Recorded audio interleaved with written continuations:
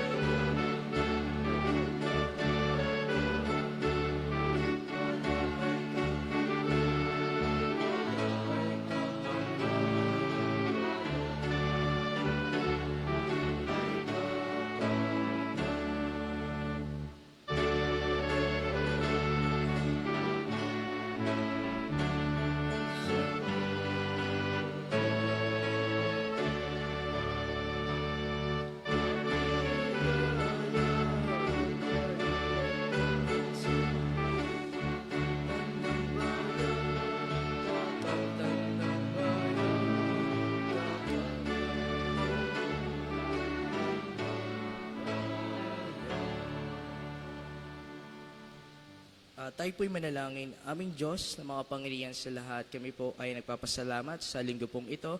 Naway patawarin niyo po kami sa aming mga kasalanan at sa aming mga pagkukulang. Naway sa pananambahan po namin, kayo po ang manguna pumligit na at patnubayan niyo po ang magbibigay po ng mensahe ng awit at mensahe ng buhay. At naway sa darating na Pasko, Panginoon, kayo po ang maghari sa aming puso't isipan at sa aming buhay. Sa Paisus, tupad sa madalangin po namin. Amen at Amen.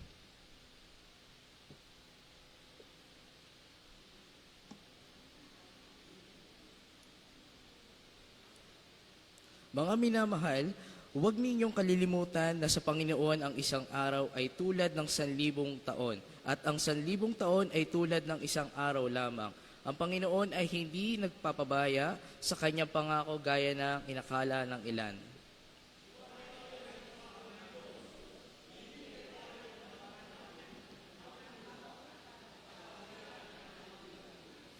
Tayo pong lahat, kaya nga mga minamahal, habang hinihintay tayo, sikapin natin tayo'y madatnan, namumuhay na mapayapa, walang dungis at walang kapintasan. Isipin natin kaya nagtitimpi ang Panginoon ay upang bigyan tayo ng pagkakataong maligtas.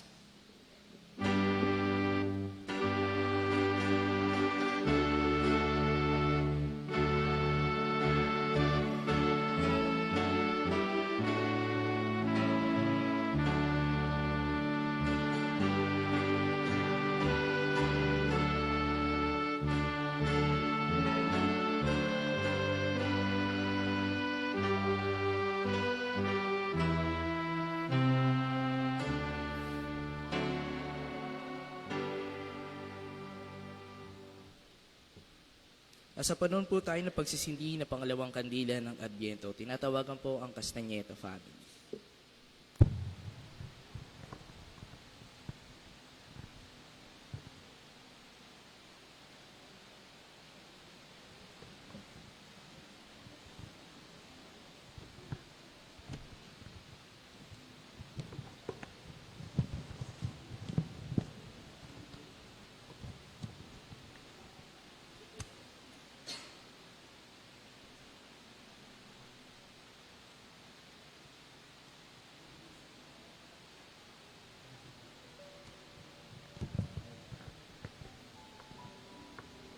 The second candle of Advent is a candle of peace.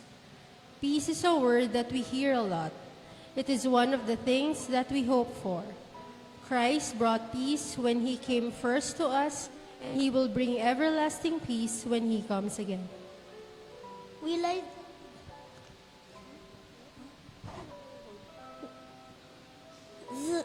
the prophet Isaiah called Christ the Prince of Peace. When Jesus came, he taught people the importance of being peacemakers. He said that those who make peace shall be called the children of God. We light the candle of peace to remind us that Jesus is the Prince of Peace, and that through him peace is found.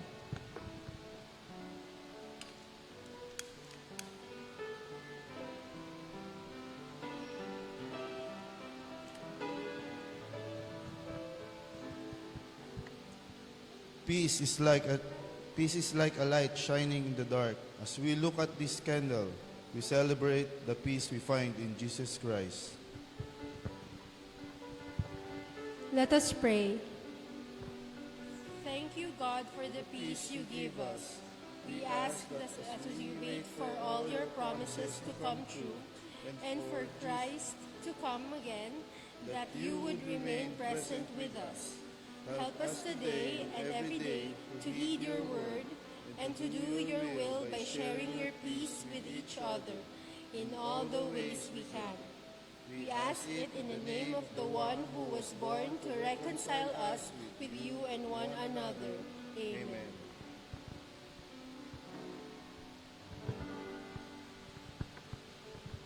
Palakpakan po natin ang pagkasindi ng ikalawang kandila ng Advento.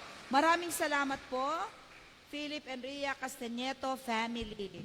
God bless your family po.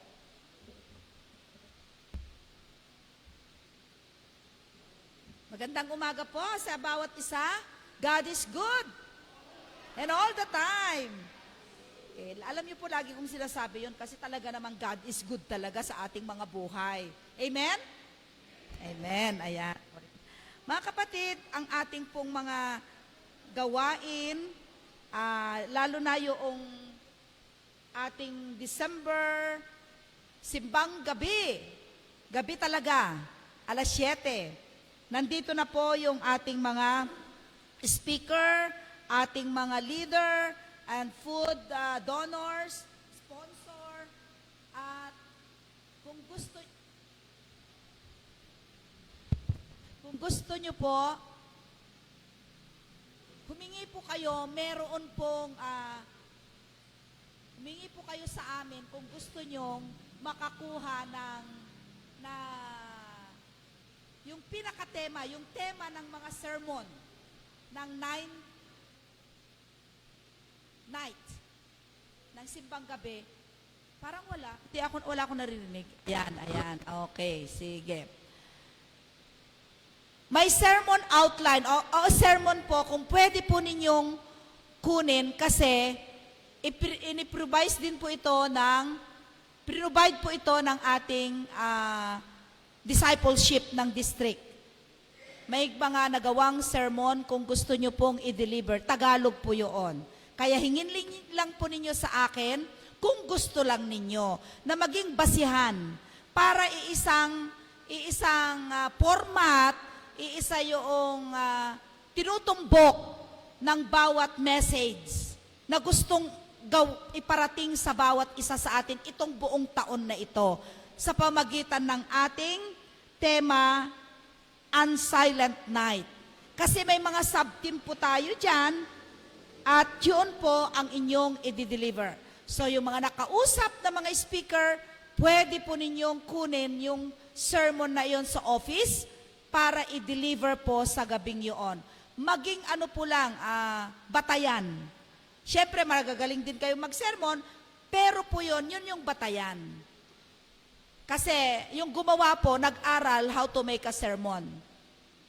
So, minsan kasi yung pagsesermon natin, siyempre, through our experience and through our wisdom na nagmumula sa ating Panginoon. So para makita din natin yung basic ng paggawa ng sermon. So puntahan lang po kayo sa office at kunin niyo po yun. Alam ko yung mga kabataan at mayaf kasi ang speaker, magagaling yan mag-search. So kung pwede po, matumbok po ninyo yung gustong mensahe. Alam niyo po kasi ang Biblia, iba-ibang klase yung kanyang pinatutunguhan in your own interpretation. Pero, yung gusto natin ngayon na message ng buong distrito ay marinig ng kabuuan ng Southwest Metro Manila District. Kumbaga, uniform. Uniform po tayo ngayon. Okay? Mamaya po, ang WSCS may meeting daw right after the service. Kasi nga family Sunday noong Sunday, hindi kayo nakapag-meet at may choir practice po kayo. Yan. Sino na po dito ang nakatanggap ng ating yung tinatawag na share a joy. Binaliktad na po yung joy giving, share a joy. Ang ganda naman, So, kung nakatanggap na po tayo, mga kapatid, naka-specific na po yung ating ibibigay. Di ba napakaganda? Para kayo na po, tayo na po ang bibili, nakabag na para papangalanan na lang po ng ating outreach. At ito po ay ipunin na po natin. Tuwing nag-grocery tayo, iniisip natin, isang pamilya ang mabibigyan ko ngayon. Mapapasaya ko ngayong Paskong ito. O, di po ba? So, ilagay na natin, minimum of 1 bag. Ibig sabihin, kung sinulatan tayo ng isang sulat, minimum lang po yun. Kung gusto mo pang 2, 3, di salamat po. At pinupuri naman at itinataas natin ang Panginoon. Yung mga generous na mga tao, mga Kristiyanong kagaya ninyo. Yan. So, sa Tuesday po, yung time po ng ministerial meeting, ministerial and staff care group meeting, ay gaganapin po yung Christmas party po ng mga manggagawa. Christmas party po ito ng mga manggagawa natin, ang staff at saka ang pamilya ng mga manggagawa. Ang nag-host po, talaga naman po sila po talagang may programa nito, ang SPPRC. Kaagapay niya yung membership care. So, nananawagan po, kung gusto nyong maging masaya ang inyong pamilya, ang mga manggagawa, open po kayo na mag-donate ng pangparapol para sa pamilya ng ating mga manggagawa. Para maging masaya naman po ang selebrasyon ng Pasko ng mga manggagawa. Masaya po ba kayo? Na maging masaya ang inyong mga manggagawa? O di ba, inspired po kami. At salamat po sa mga magkakaloob na. Amen at amen. Anything po, anything. Para lang po magkaroon ng kasiyahan ang buong pamilya ng ating mga ministerial and staff ng St. Paul. Gayon din mga kapatid, talagang hindi tayo magsasawang nagkakaloob at nagbibigay. Meron din po kayong natanggap na mga sulat na galing sa distrito. Yung church, sinulatan, at meron din kayong individual. Ito po ay gagawin na po sa Sabado.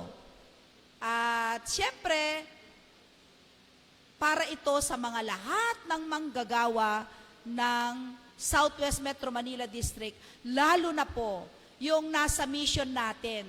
Kasi kami na nasa regular church, nagte-13-month po kami kasi binibigyan nyo po kami. Ibig sabihin, nabibless kami dito sa malalaki, sila naman na nasa mission, ibibless naman po natin sila sa pamagitan ng sulat ni DS na yoon. Kasi para rin po yon sa bonus ng mga misyon natin.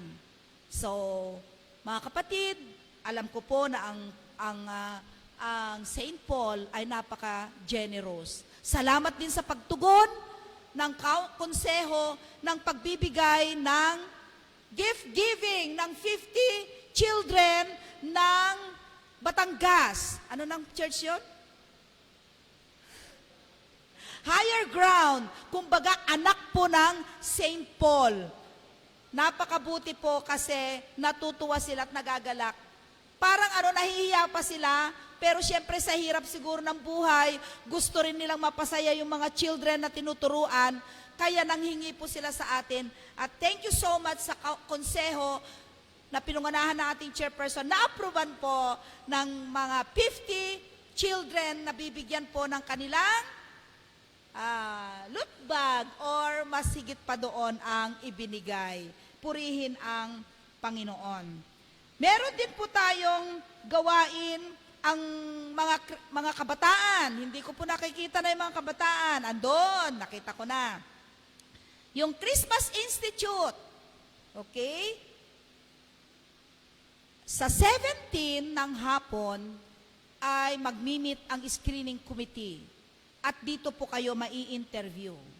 Kaya kung kayo ay dumadalo sa Sunday school, every Sunday, care group ninyo, kung ano yung in-schedule yung araw, at maging simbang gabi, kahit nakalima lang kayo, okay na po yun. Pasado na po kayo.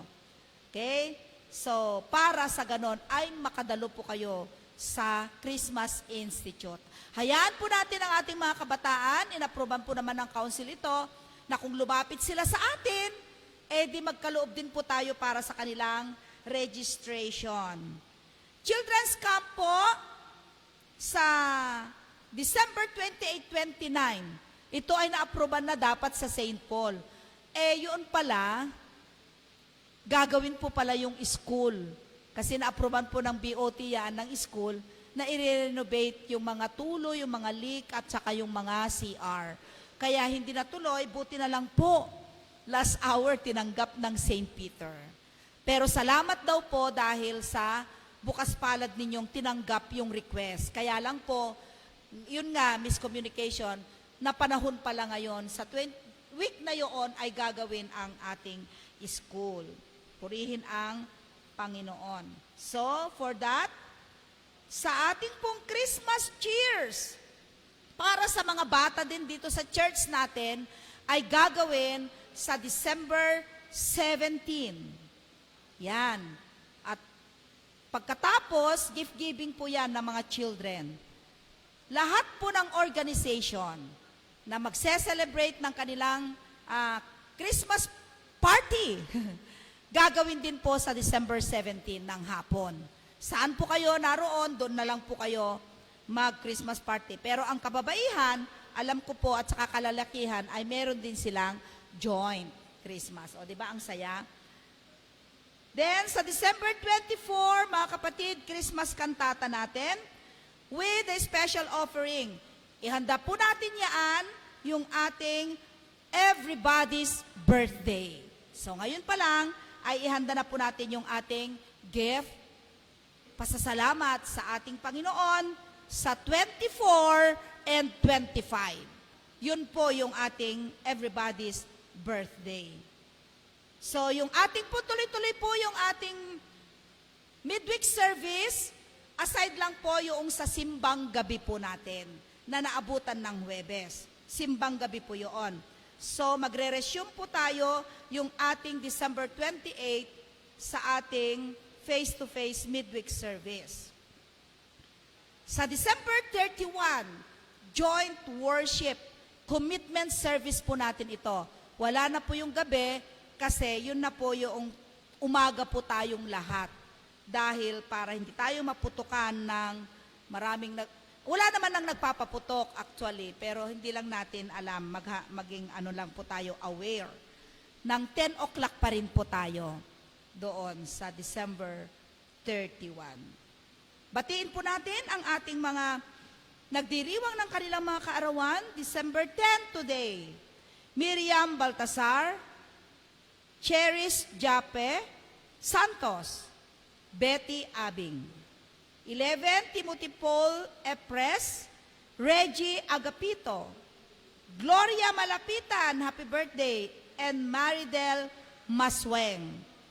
12, Raquel Panganiban. 14, John Huico, Aaron James Singwa. 15, Noel Bernardino. And happy wedding anniversary, December 12, Miss Si Doktor ito, Doktor and Doktora Paloma, sila po ba yon? Kasi Mr. and Mrs. ang nilagay, kala ko mayroon iba. Happy anniversary po sa inyo this coming December 12. Ayan, purihin ang Panginoon at pagpalain pa po kayo ng ating Panginoon at maraming biyaya pang darating sa inyo. Tayong lahat ay tumayo at magbatian sa bawat isa ng peace, sign of peace. While we are singing, Oh, I love you with the love of the Lord.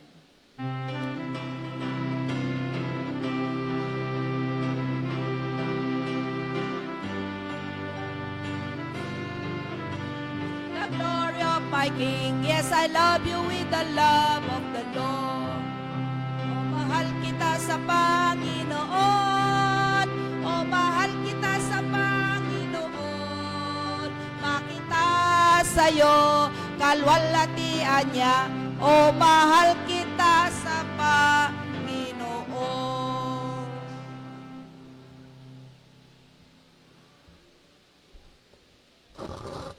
Tayo po'y manalangin. Hallelujah, Lord. Sa biyaya mo, kami po ay patuloy na nagpupuri at nagpapasalamat sapagkat sa araw na to, muli kami ay binigyan mo ng panibagong buhay. Binigyan mo kami ng isang lakas upang purihin ka at pasalamatan. Salamat, Panginoon, sa kagalingan ng aming katawang lupa. Na kung saan, Panginoon, kung kami man ay nakaranas ng mga nararamdaman namin for this whole week, Lord. Salamat po. At ngayon ay itinayo mo kami upang sambahin ka at papurihan.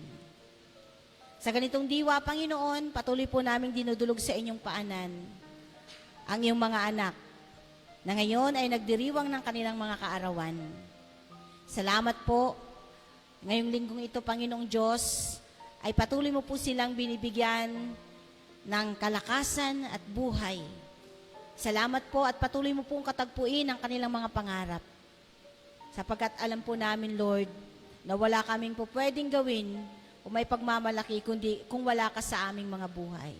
Samahan mo sila, Panginoon, sa kanilang paglalakbay sa buhay na ito. Gayon din sa mga nagdiwang, Panginoon, ang anibersaryo ng kasal. Patuloy po namin silang dinudulog sa inyo, ang iyong biyaya at patuloy na pagmamahalan ng patuloy na kumilos sa kanilang mga buhay, sa kanilang tahanan, sa kanilang pamilya. Sa mga kapatid namin ngayon, na ngayon ay nasa banig ng karamdaman, patuloy po namin silang dinudulog sa inyong paanan, Panginoon. Patuloy po silang katagpuin, Lord, kung ano ang desire ng kanilang mga puso. Samahan mo po sila sa anumang kanilang mga ginagawa at gamitin mo pong instrumentong pagpapala ng kanilang katawang lupa. Ang mga gamot o anumang tinitake nila, Panginoon, na maging instrumento ng kagalingan sa pangalan ni Jesus. Maranasan nila, Panginoon, ang iyong mga biyaya. Gayon din, Panginoon, patuloy po namin dinudulog sa inyo ang mga kapatid namin na ngayon ay babalik. Si Ate Jenny, babalik sa Japan, mamayang hapon. Samahan mo po siya, Panginoon. Ingatan mo po siya sa kanyang pag-uwi, Panginoon, upang sa kanyang trabaho. Maingatan siya, Panginoon, maging ang kanyang kalusugan. Samahan mo siya, 10 ng kanyang mga mahal sa buhay. Gayon din, Panginoon, amin pong dinudulog sa inyo ang mga gawain po namin ngayong linggo. Mga programa na kung saan inilagay mo sa aming mga puso, inihanda mo ito, Panginoon, upang patuloy na ma-glorify ang iyong pangalan sa pamagitan ng iglesyang ito, Panginoon. Ang lahat ng mga programa at gawain, Panginoong Diyos. Naniwala po kami na ikaw ang nagtalaga sa bawat isa sa amin, sa bawat organizations, na kung saan inilagay mo, Panginoon, ang mga programang ito. Salamat po dahil alam po namin, Panginoon, ang bawat leaders, mga laiko, bawat isa na may mga responsibilidad, Panginoon, ay patuloy mong ipinagkakaloob ang kalakasan at kaalaman na hindi para sa amin kapurihan, kundi, Panginoon, sa iyong biyaya, sa iyong kaluwalhatian ay patuloy mo kaming magamit mightily. Salamat po sa lakas, salamat po sa wisdom, salamat po sa lahat ng mga pagpapala na natatanggap, Panginoon, ng bawat isa.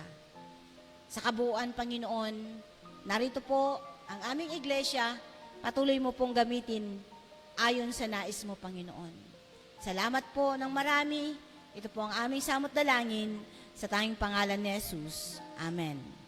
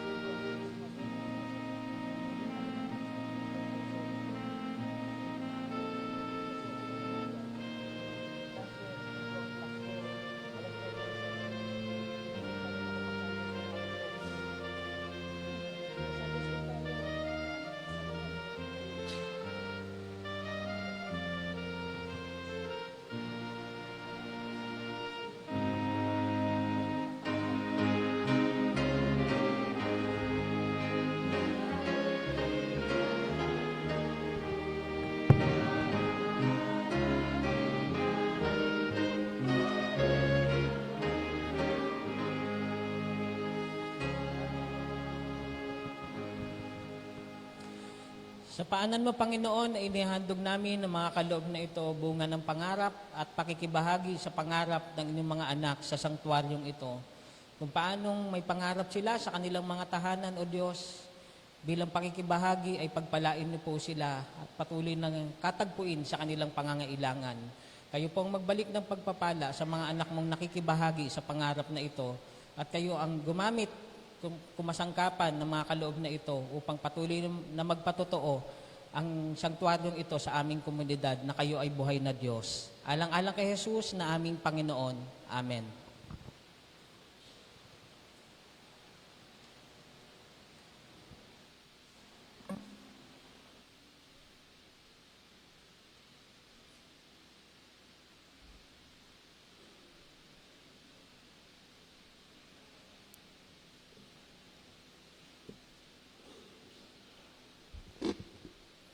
Ang pagbasa sa banal na kasulatan ay matatagpuan po sa Matandang Tipan, sa aklat po ni Isaias, Kabanata 4 na po, talata 1 hanggang 11. At ito po ang nakasulat. Aliwin ninyo ang aking bayan, sabi ng Diyos, aliwin ninyo sila. Inyong balita sa mga taga-Jerusalem, tapos na ang kanilang pagdurusa sapagkat nabayaran na nila lubos ang kasalanan na ginawa nila sa akin. Ganito ang isinisigaw ng isang tinig. Ihanda ninyo ang daraanan ni Yahweh sa ilang. Gumawa kayo ng mga tuwid na landas na kanyang lalakaran sa ilang. Tambakan ng mga libis, patagiin ng mga burol at bundok, at pantayin ng mga bakong-bakong daan. Mahayag ang kaluwalhatian ni Yahweh at makikita ito ng lahat ng tao. Si Yahweh mismo ang nagsabi nito. Magpahayag ka, sabi ng tinig. Ano ang ipapahayag ko? Tanong ko. Sumagot siya, ipahayag mo ang lahat ng tao ay tulad ng damo. Ang kanyang buhay ay tulad lamang ng bulaklak sa parang. Natutuyo ang damo, kumukupa sa mga bulaklak, kapag sila'y mahipa ng hangin mula kay Yahweh. Tunay nga ang tao ay tulad ng damo. Oo, ang damo ay nalalanta at kumukupas ang mga bulaklak. ngunit ang salita ng Diyos ay mananatili magpakailanman. Umakyat ka sa tuktok ng bundok, O Zion. Magandang balita ang iyong pahayag. O Jerusalem, sumigaw ka at huwag matatakot. Sabihin mo ang lungsod ng Juda, narito na ang inyong Diyos.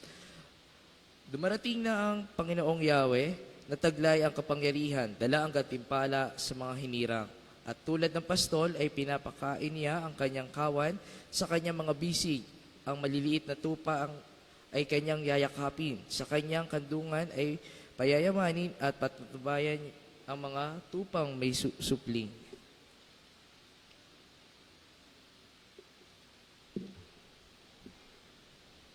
Pagbasa mula sa Bagong Tipan, mula sa Marcos, Kabanata 1, versikulo 1 hanggang 8. Ang pangangaral ni Juan na tagapagbautismo.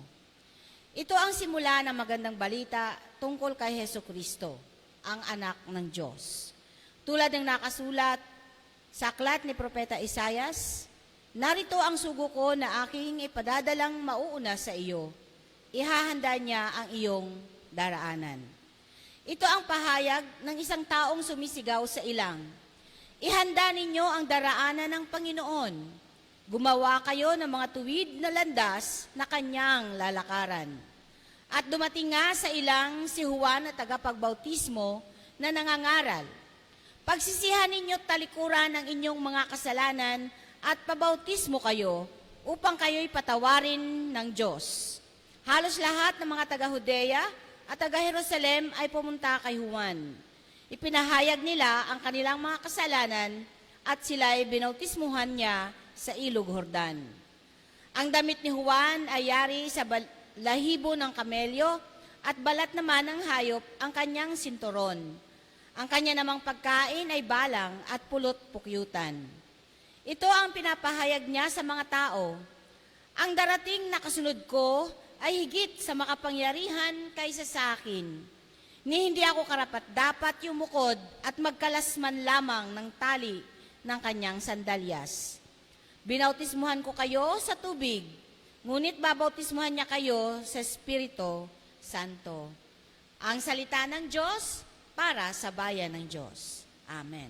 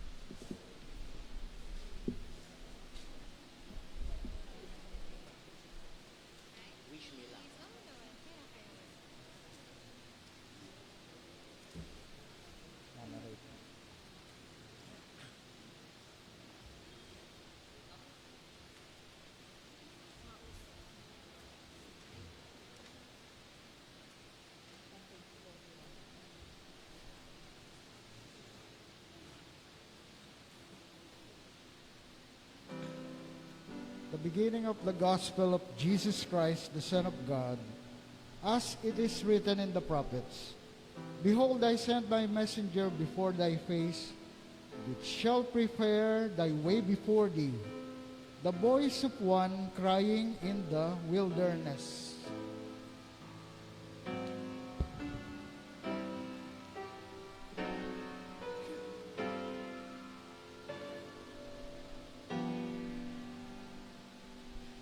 Prepare ye the way of the Lord.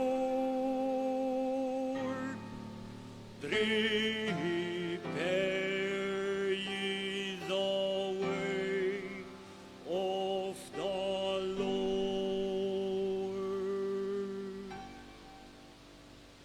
Every valley shall be filled, every valley shall be filled, every mountain and hills shall be brought low, and the crooked shall be made straight, and the crooked shall be made straight, and the rough way shall be made smooth, and the rough way shall be made smooth.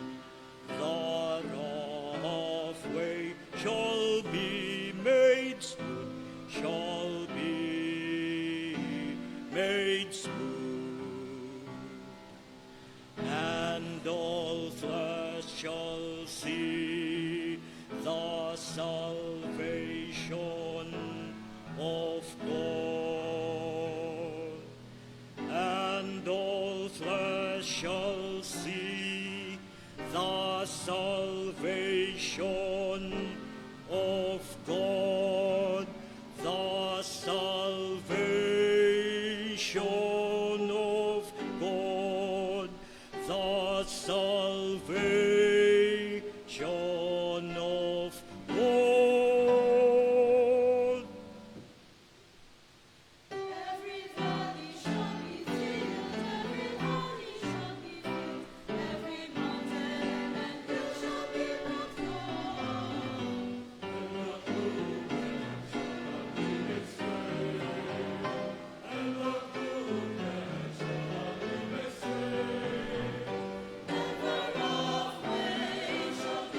smooth, and the rough way shall be made smooth. The rough way shall be made smooth, shall be made smooth.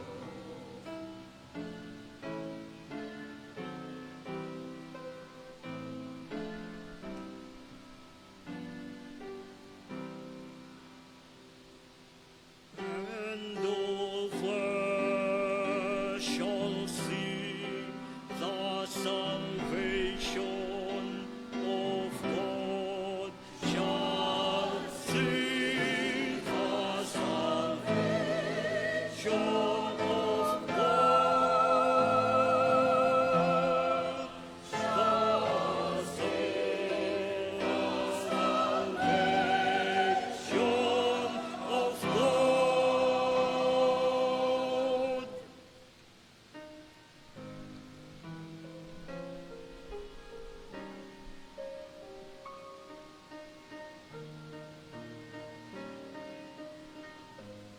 Behold, the virgin shall be with child, and shall bring forth a son, and they shall call his name Emmanuel, which being interpreted is, God is with us.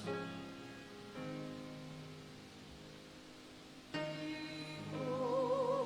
the virgin shall conceive, and bear a son, and bear a son, and bear a son, Behold, the virgin shall conceive, and shall call his name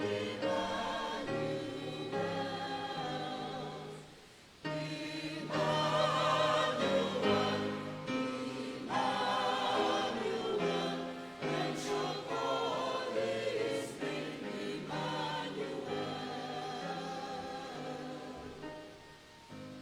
The people that walk in darkness have seen a great light.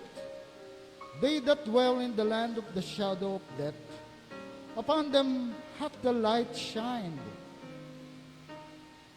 For unto us a child is born, unto us a son is given.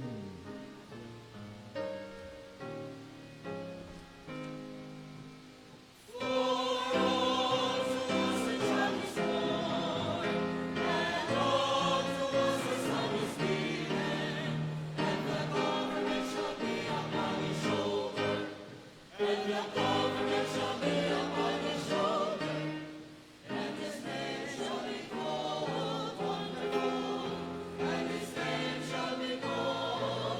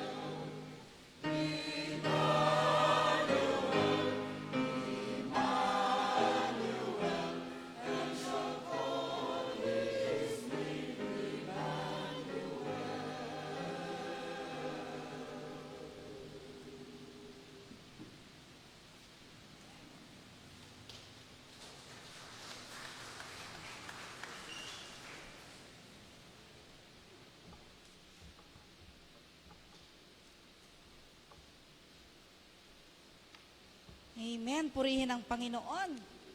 Sa awiting yun, mga kapatid, introduction na yan ng magandang kantata natin this coming December 24. Salamat, choir. Prepare the way of the Lord. Paano nga natin pinaghahandaan ang daan o ang pagdating ng ating Panginoon sa ating mga buhay? Tayo manalangin. Panginoong Diyos, tunay nga po na ang mga mensahe ng buong Adbyento ay may kaugnayan sa paghahanda ng pagdating ng aming tagapagligtas. Hayaan mo, O Diyos, na maihayag ang iyong mensahe, ang iyong salita sa pamagitan ng aming aralin sa umagang ito. Dalangin ko, Diyos, pangunahan mo kami ng iyong banal na Espiritu. Amen at amen. Nasindihan na po ang pangalawang kandila ng Adbyento na ito yung tinatawag natin na ikalawang Adbyento ng linggo na o paghahanda ng pagdating ng ating Panginoon. Kung sa Advent wreath ay simbolo ng panahon ng pagdating ng Diyos, meron namang tinatawag sa Biblia o tinatawag na icon of the Advent, walang iba kundi si Juan Bautista. Alam natin na mula sa ating teksto, siya yung isinugo na nauna upang ipaghanda ang daan, ipaghanda ang ating tagapagligtas na si Hesukristo. Alam din natin na si Juan Bautista ay nauna na ipinagbuntis ng 6 na buwan at sumunod ang ating Panginoong Hesukristo. Talagang siya ang isinugo upang ipaghanda ang pagdating ng ating Panginoon. Kaya sinabi ko kanina na itinuring na siya ang icon of Advent. Sino nga ba si Juan Bautista? At napaka-importante sa tekstong ito o sa ating pagbubulay-bulayan. Alam natin na sa matagal na panahon, ang bayang Israel ay matagal na naghintay. Napakatagal nila. Sa Old Testament, ang huling propeta na dumating sa kanila ay ang propeta Malakay. Ang propeta Malakay, nang dumating ang isinugo ulit ng ating Panginoon sa bayan ng Israel after 400 years. Ang haba. Sa istorya ng Biblia, napakahaba. Kapag nagpapadala ng ating Panginoon ng mga propeta, saglit lang. Pero at this moment, isang habang panahon na may dumating na propeta sa panahon na iyon. At alam natin na ang paghihintay ng bayang Israel na ito, inihahanda nila ang kanilang mga buhay na dumating na ng tagapagligtas. Ang tagapagligtas na iyon, na meron silang palatandaan, yung pagbabalik na iyon. Ano yon, mga kapatid? Yung pagbabalik ni Propeta Elias. Na kung saan si Propeta Elias, naniniwala ang mga Israelita na siya yung propeta ng apoy na noong umakyat na siya, nadikitan siya ng apoy, inakyat na siya sa langit, at yung hinihintay nilang babalik. At naniniwala ang bayan ng Israel na babalik nga si Propeta Elias. At kapag bumalik, darating na ang tagapagligtas. Kaya naghintay sila na may pagkasabik. Hinintay nila ang pagdating ni Elias. Subalit hindi si Elias ang dumating. Ang pinadala ng ating Panginoon ay sa katauhan ni Juan Bautista. Dumating si Elias sa pamagitan o katauhan ni Juan Bautista.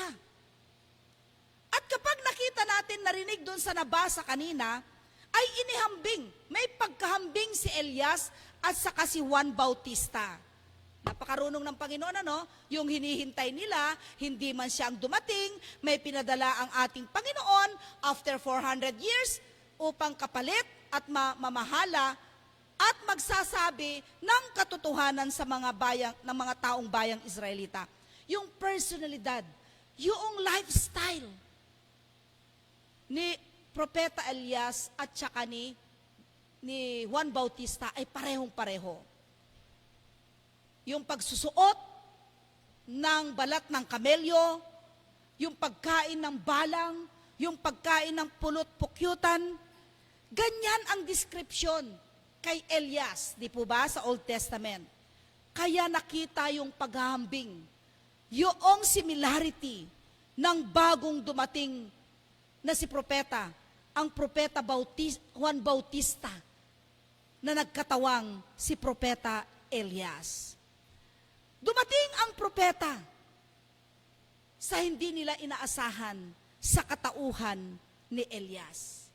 Yaan ang isang konteksto ng Biblia na makita natin kung bakit napakahalaga yung pagdating ni Elias at napaka-importanteng ating makita at matunghayan yung propeta na nagsasabi ng katotohanan. Alam niyo mga propeta, kung ano yung habilin, kung ano yung word, yun lamang ang kanilang bibigkasin. Yan ang mga propeta. Kaya dito, ano yung dinala ni Juan Bautista sa bayan ng Israel na iyon? Ano ang kanyang salita nang dumating siya doon? Ang kanyang sinabi, tulad ng isang tinig sa ilang, yung a voice in the wilderness na merong humihiyaw. Ito ang habilin ng ating Panginoon na dapat sabihin ni Juan Bautista. Talikuran na ninyo ang inyong mga kasalanan. Tuwidin ang inyong landas at magbalik loob sa ating Panginoon. Yun yung word na mensahe na ipinarating ni Juan Bautista sa kanilang paghihintay. Alam naman natin kasi, yung buhay ng mga Israelita, di po ba, ang dami nilang mga ginawang kalapastanganan, ang dami nilang mga ginawang labag sa ating Panginoon. Kung kaya't ito ang ipinarating ni Juan Bautista.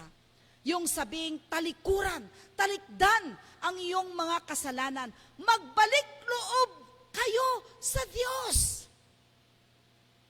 Yun yung kanyang sinabi. At ang panawagan na yun ay panahon ng Adbyento. Ang panahon ng Adbyento, ang panahon ng pag-ibinigay sa atin ng Panginoon ng talikuran ang ating landas o yung ating mga kasalanan at magbalik loob sa ating Panginoon. Yan ang mensahe ngayong Kapaskuhan ng pagsisindi ng ating 4 na kandila at ang sentro ay ang ating kandila ng Diyos. Tandaan natin mga kapatid na sa pagdating ni Juan Bautista sa bayan ng Israel ay upang ipamulat at ipaalala sa kanila ng pagbabalik loob.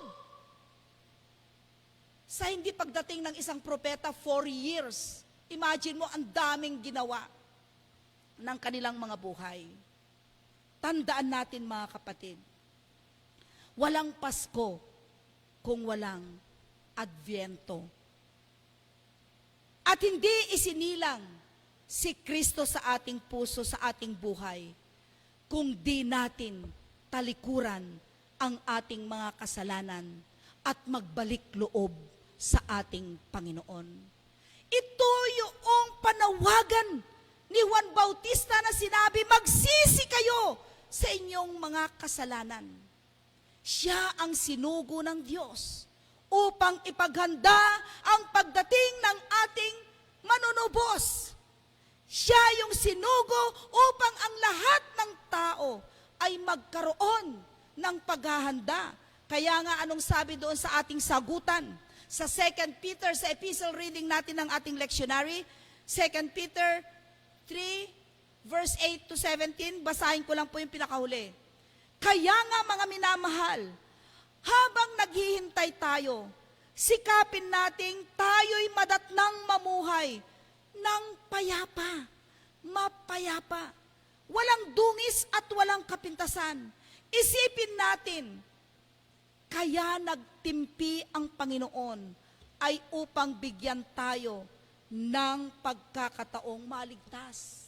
Yaan ang paraan ng ating Panginoon kung bakit ganun na lamang ang kahaba ng taon na nagpadala ang Diyos sa bayan ng Israel upang sambitin at sabihin ang pagsisisi ng ating mga kasalanan.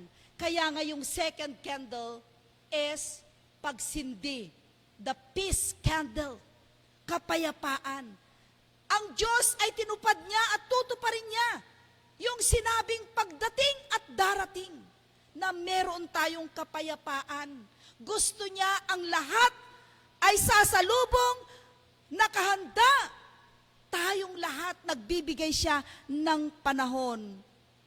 Anong kagalakan ng tao na merong ganitong Espiritu ng Diyos na ipinaghanda para sa atin. Ginamit niya si Juan Bautista para sa buhay ng iba. Kung babalik tanawin natin mga kapatid ang faith history ng bawat isa sa atin, may istorya ba ang buhay mo at buhay ko sa paghihintay? May istorya ba at dumating sa buhay nyo na Juan Bautista kung bakit narito tayo? Kung balik tanawin natin, meron at merong ginamit ng Diyos na nagparating sa atin. Noong ikaw ay bata pa, may magulang kang nagturo sa iyo.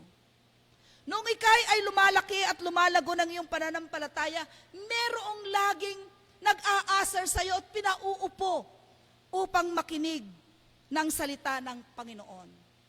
May taong nagdala sa iyo sa pamagitan ng DVCS nung panahon na iyon na naging Juan Bautista. May nagdala sa atin, sa iyo, upang makalapit sa pagsamba at patuloy na manampalataya. May Juan Bautista sa bawat buhay natin. Sa Sunday School kanina, merong David at may Goliath din minsan sa buhay natin. Nagiging Goliath ka minsan sa iyong kayabangan. Nagiging David ka naman sa iyong katapangan ng iyong pananampalataya upang sagupain ang isang pagsubok sa buhay. Ngayon naman ay merong naghanda ng daan sa buhay natin. Tayo ngayon na nasa loob ng simbahan, merong naghanda, merong Juan Bautista na dumating sa ating buhay. Anumang haba, anumang iksi ng taon na pinagdaanan, ngayon at narito tayo sa loob ng simbahan, isigaw mo rin ngayon sa kapwa mo. Magsisi ka at talikdan mo ang masamang ginawa at gayon din sa ating mga buhay. Alam natin na hindi madali ang karanasan ng pagtahak sa buhay na ito sa katwiran. Meron din tayong tinatawag na wilderness sa buhay. Hindi tayo minsan din pinakikinggan. Di ba? Nagsishare ka ng salita ng Diyos. Minsan parang baliwala lang. Huwag kang manglupaypay. Hayaan lang natin na gamitin ka ng Diyos bilang Juan Bautista sa paghahanda ng daan ng pagdating ng ating Panginoon. Sapagkat wala naman pong mawawala sa atin, bagkus pagpapalain pa tayo ng ating Panginoon. Bagaman, meron tayong dapat din maipahayag at maipakita. Yung sinabi ko po nung nakaraang mensahe ng unang pagsindi ng kandila, yung merong nakatanaw at nakakikita sa atin, na baka ikaw ay hindi nakakabless, o ikaw naman ay nakakatisuran. Ngayon ay gamitin natin ang buhay na ito na tayo naman ngayon ang maging Juan Bautista na merong kredibilidad, hindi nawawala. At sabihin mo man sa iyong kapwa, talikuran ang mga kasalanan, nakikita sa ating mga buhay bilang ehemplo. Panahon ngayon, mga kapatid, ang pagdidisipulo. Ang mensahe ni Juan Bautista ay isang klase ng pagdidisipulo. Kapahayagan na siya ay sinugo at tayo naman ngayon na nakarinig at naghahanda ang siyang isusugo ng ating Panginoon. Nung nakaraang pong bulwagan, hindi pala bulwagan, yung discipleship,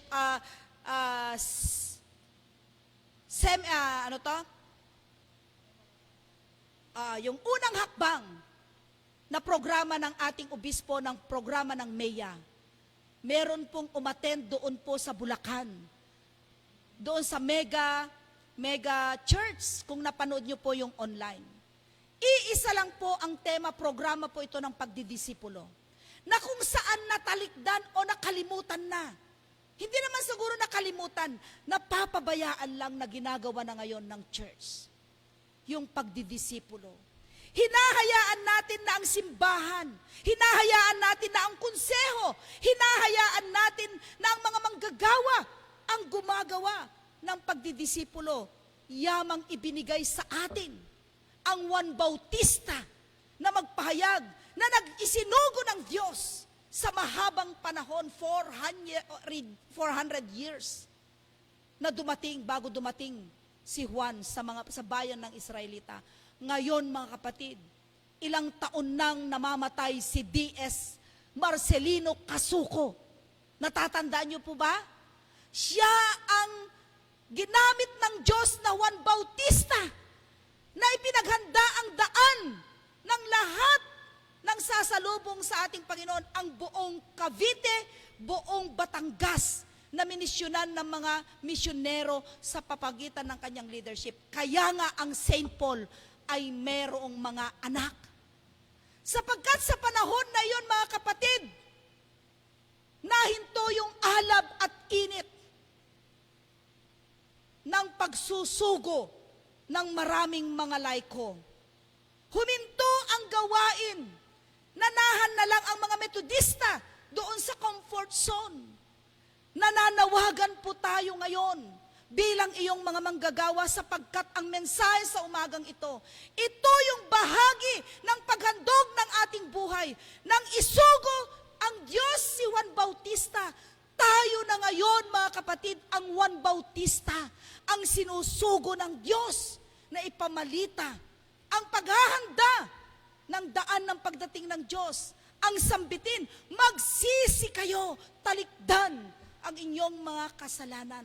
Yaan ang mensahe sa umagang ito. Mga kapatid, hindi lamang ang physical na kalagayan natin ang naghihilom ng sakit. Hindi lamang ang physical na kalagayan ang ginagamot natin. Maging ang spiritual na ating pamumuhay, kailangang magamot na rin sa panahon ito. Bakit? Ang statistika po ng Methodism in the Philippines, bumababa ng bumababa. Bakit po? Dahil hindi po tayo, nakatulog na tayo. At ginigising po tayo ngayon ng mensahe sa umagang ito. Ang teksto na nabasa mula sa Marcos chapter 1 verse 8.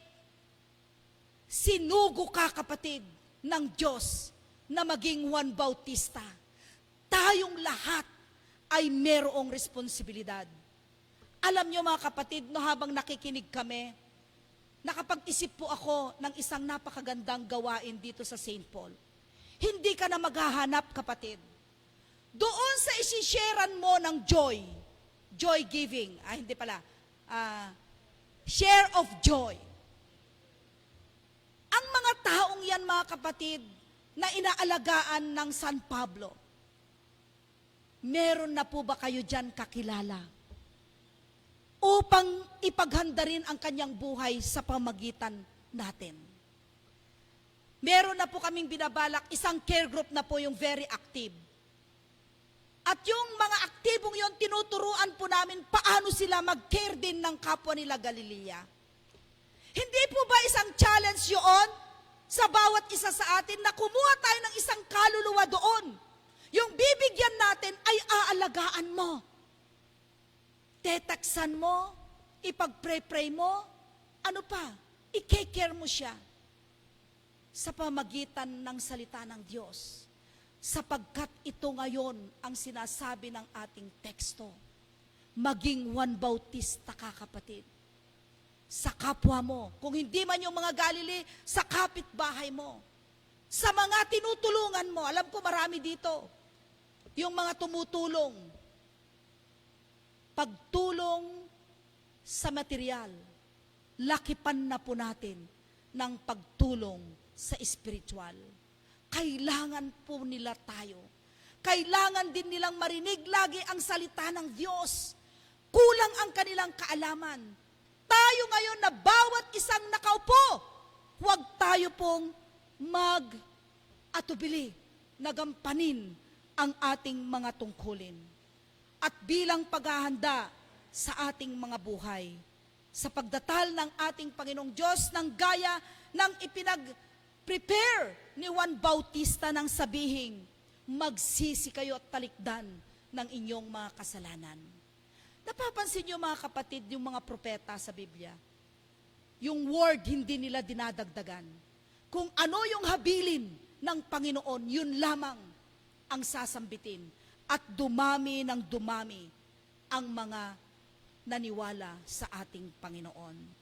Ang paghingi ng tawad, ang paggawa ng mabuti, at ang pagiging tunay na Kristiyano, ito po yung paghahanda na dapat gawin ng bawat isa sa atin. Sa panahon na ito, matuto tayong magsakripisyo. Sa panahon na gusto nating maging Juan Bautista, matuto tayong magsakripisyo sapagkat ang pinaghahandaan natin ay ang pagdating ng ating tagapagligtas. Magkaroon tayo ng isang kapayapaan. Hindi yung marami kang iniisip sa paghahanda. Meron kang peaceful of mind, masayang naghihintay at masayang isusugo ng Diyos saang mang dako at saan mang lugar tayo mapaparoon. Purihin ang Panginoon sa pangalan ng Ama, Anak at ng Banal na Espiritu. Amen at amen.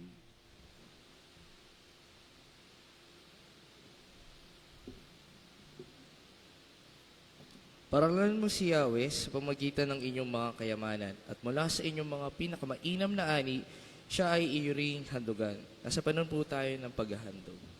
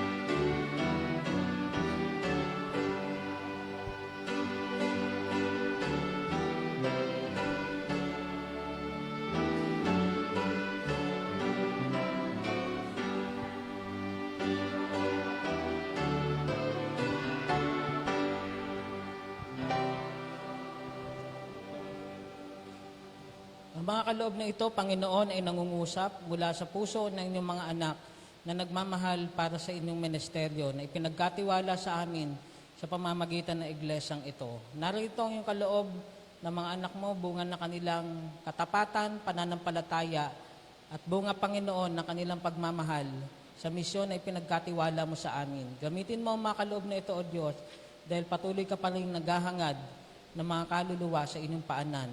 Alang-alang kay Jesus na aming Panginoon. Amen.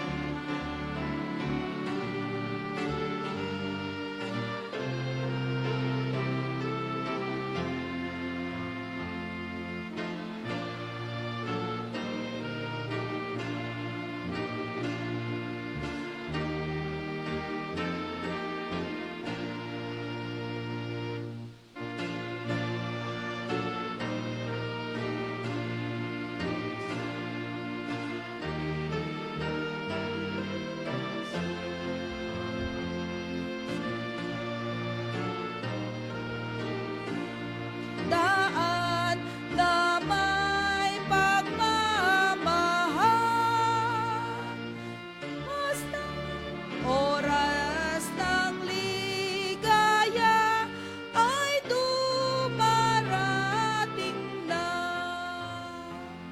O tanging pagpapahinga ay kakamtan tuwin.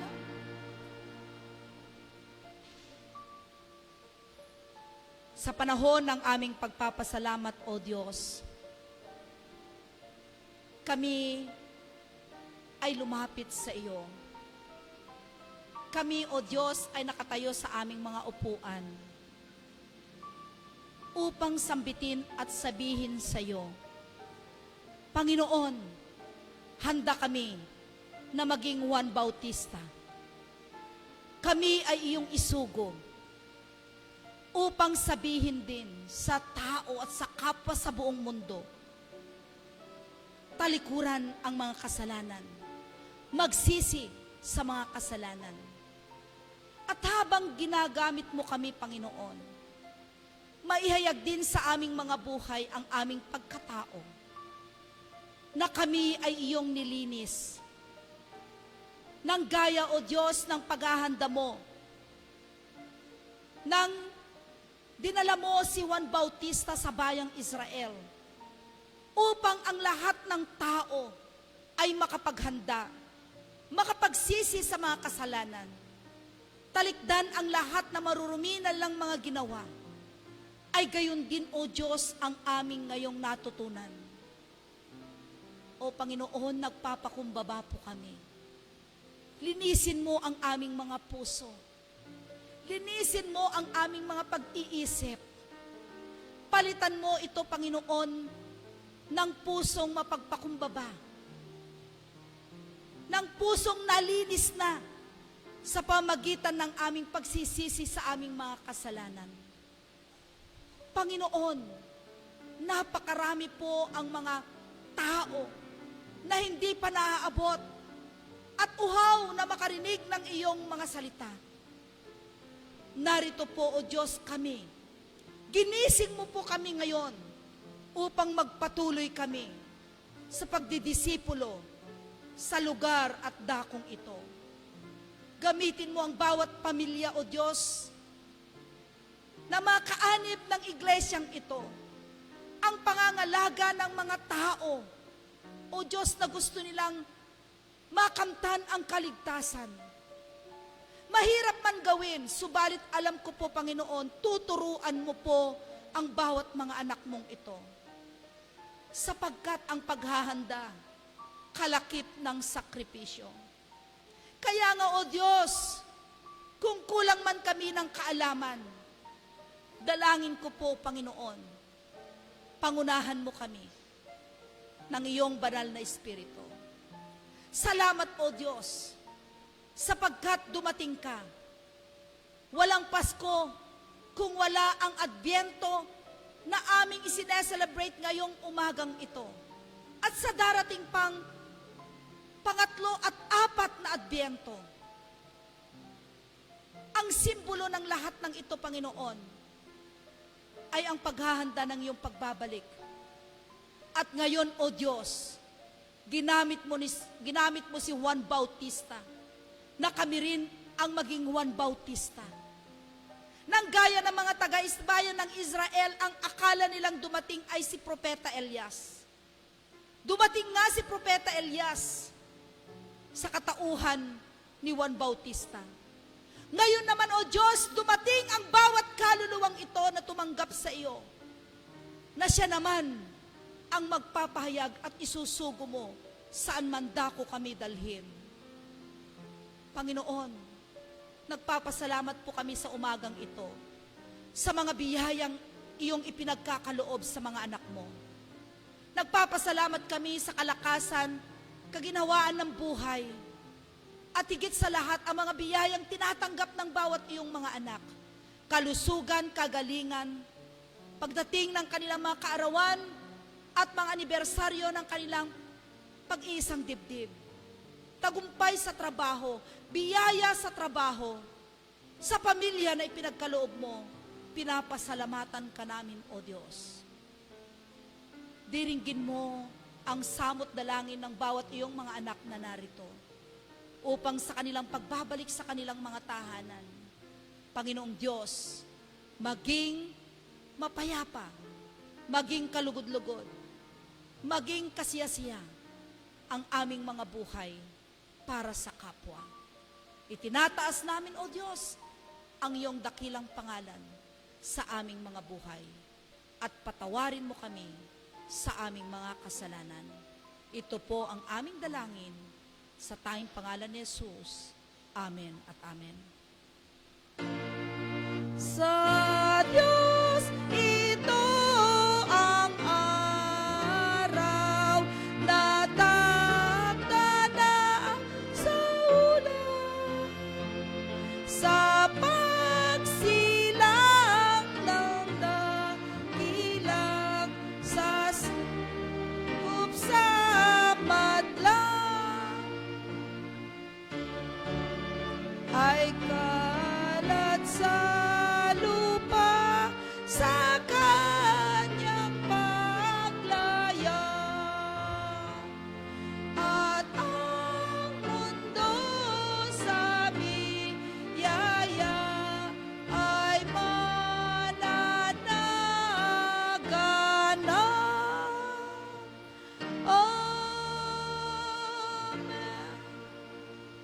Mga kapatid, kay Kristo ang ating pananambahan sa umagang ito, dito nagtatapos. Subalit sa ating paglabas, nagpapasimula pa lamang ang ating gawain upang isugo tayo ng Diyos. Saan mang dako niya tayo dadalhin. Ang kapayapaan nawa ng Diyos ang siyang mag-iingat sa inyong mga puso. Ang siyang gagabay at mananahan sa inyong isipan sa pagkakilala at pag-ibig ng Diyos sa kanyang bugtong na anak na ating Panginoon. Sumainyo nawa ang pagpapala ng makapangyarihang Diyos Ama, Anak at ng Banal na Espiritu. Mula ngayon at magpakailan-kailanman. Amen at amen.